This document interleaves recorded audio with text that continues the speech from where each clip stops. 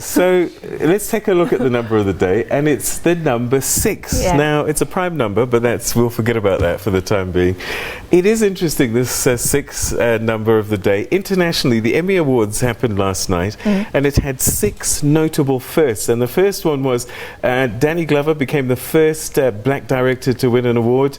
Lena Waithe became the first black woman to win for comedy writing.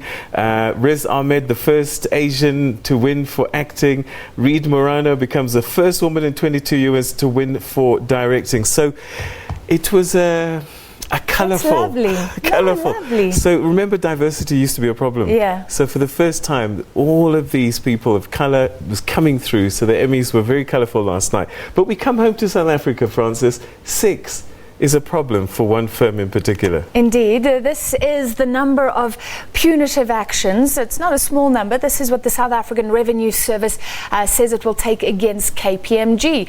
Now, SARS is very angry after KPMG withdrew parts of its report into the so-called rogue unit at SARS.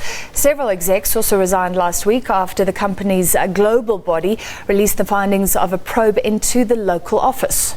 Yeah, SARS Commissioner Tom Moyane says that he believes the report is perfectly valid and that it confirms conclusions in other reports about this rogue unit.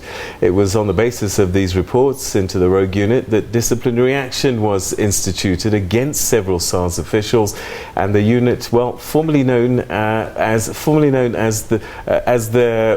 disbanded rather. Moyane has slammed KPMG, accusing the firm of having an agenda. He says that he has only withdrawn the report because it wants to portray SARS and its commissioner as incompetent, corrupt, inefficient and involved in a witch hunt, Francis. So quite a strong claim. Ironically, SARS itself has been accused of using the KPMG report to hound former SARS Commissioner and Finance Minister Pravin Gordhan and SARS officials who were considered a threat to President Jacob Zuma and his allies. SARS has denied that. Moyane did hand over the report to the Hawks, who were investigating Gordhan in connection with that rogue unit, but you'll remember no charges were brought. Well, the actions that SARS says it will take include legal action, reviewing previous work, asking the Finance Minister to blacklist KPMG and reporting it to Parliament. Let's hear that list in the words of SARS Commissioner Tom Moyane.